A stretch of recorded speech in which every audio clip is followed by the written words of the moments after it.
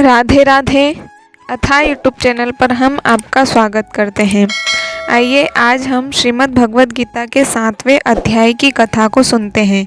यदि आपने श्रीमद् भगवद गीता के 7वें अध्याय के महात्म की कथा को नहीं सुना हो तो लिंक आपको नीचे डिस्क्रिप्शन बॉक्स में मिल जाएगी। आइए 7वां अध्याय प्रारंभ करते हैं। ओम श्री परमात्मने नमः। 7वां अध्याय।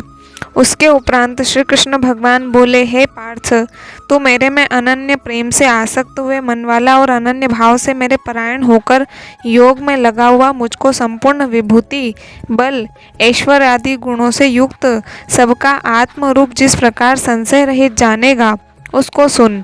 मैं तेरे लिए इस रहस्य सहित तत्वज्ञान को संपूर्णता से कहूँगा कि जिसको जानकर संसार में फिर और कुछ भी जानने योग्य शेष नहीं रहता है। हजारों मनुष्यों में कोई ही मनुष्य मेरी प्राप्ति के लिए यत्न करता है और उन यत्न करने वाले योगियों में भी कोई ही पुरुष मेरे परायण हुआ मेरे को तत्व से जानता है, अर्थात यथार्थ मर्म से जानता है। हे अर्जुन, पृथ्वी, जल, अग्नि, वायु और आकाश तथा मन, बुद्धि और अहंकार भी, ऐसे यह 8 प्रकार से विभक्त हुई मेरी प्रकृति है। यह 8 प्रकार के भेदों वाली तो अपरा है, अर्थात मेरी जड़ प्रकृति है। और हे महाबाहो, इससे दूसरी को मेरी जीव रूपा परा अर्थात चेतन प्रकृति जान कि जिससे यह संपूर्ण जगत धारण किया जाता है। हे अर्जुन, तू ऐसा समझ कि संपूर्ण भूत इन दोनों प्रकृतियों से ही उत्पत्ति वाले हैं और मैं संपूर्ण जगत का उत्पत्ति तथा प्रलय रूप हूँ, अर्थात संपूर्ण जगत का मूल कारण हूँ। इसलिए हे धनंजय, मेरे से सिवा किंचन मात्र भी दूसरी वस्तु नहीं है। यह संपूर्ण जगत सूत्र में सूत्र के मणियों के सदृश मेरे में गूथा हुआ है। हे अर्जुन, जल में मैं रस हूँ तथा चंद्रमा और सूर्य में प्रकाश हूँ और संपूर्ण वेदों में ओमकार हूँ तथा आकाश में शब्द और पुरुषों में पुरुषत्व हूँ। पृथ्वी में पवित्र, यहाँ पवित्र शब्द का अर्थ बताया गया है शब्द, स्पर्श, रूप, रस, गंध से इस प्रसंग में इनके कारण रूप तन्मात्राओं का ग्रहण है। इस बात को स्पष्ट करने के लिए उनके साथ पवित्र शब्द जोड़ा गया है।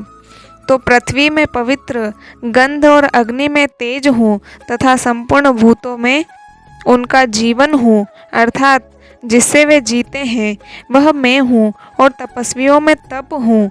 हे अर्जुन, तू संपूर्ण भूतों का सनातन कारण मेरे को ही जान। मैं बुद्धिमानों की बुद्धि और तेजस्वियों का तेज हूँ।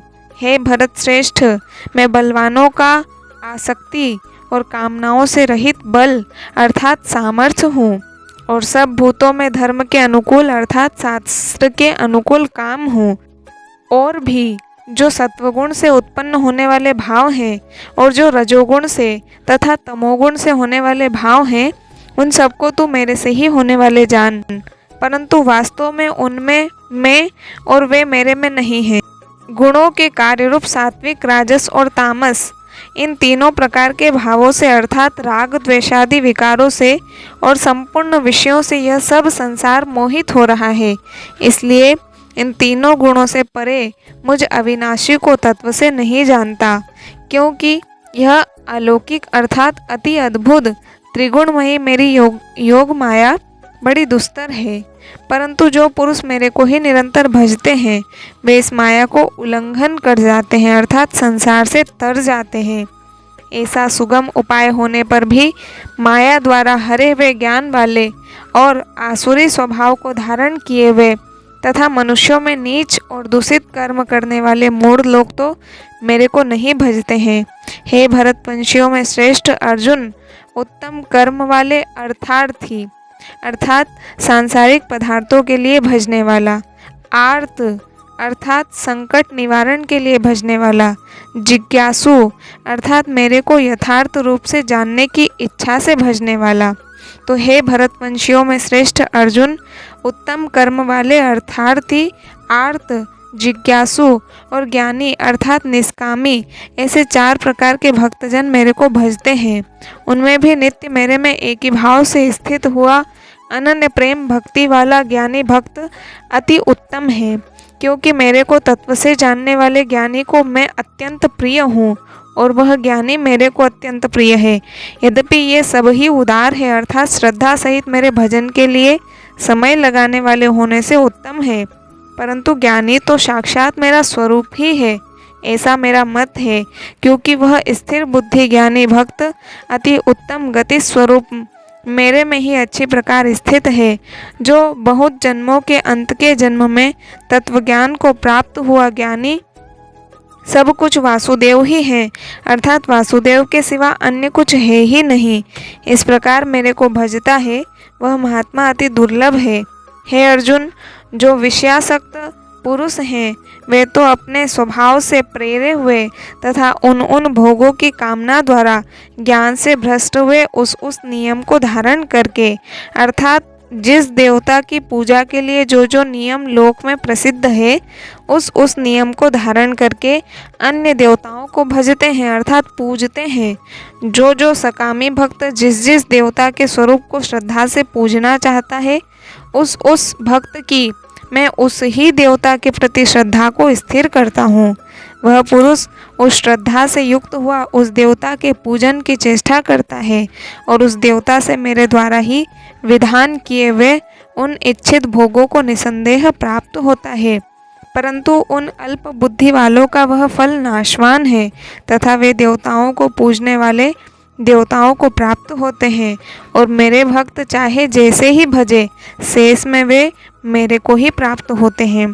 ऐसा होने पर भी सब मनुष्य मेरा भजन नहीं करते।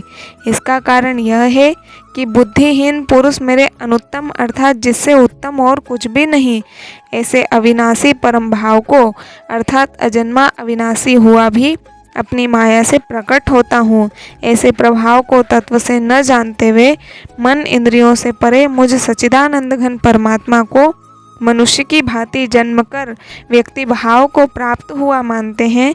अपनी योग माया से छिपा हुआ मैं सबके प्रत्यक्ष नहीं होता हूँ, इसलिए यह अज्ञानी मनुष्य मुझ जन्म रहित अविनाशी परमात्मा को तत्व से नहीं जानता है, अर्थात मेरे को जन्मने मरने वाला समझता है।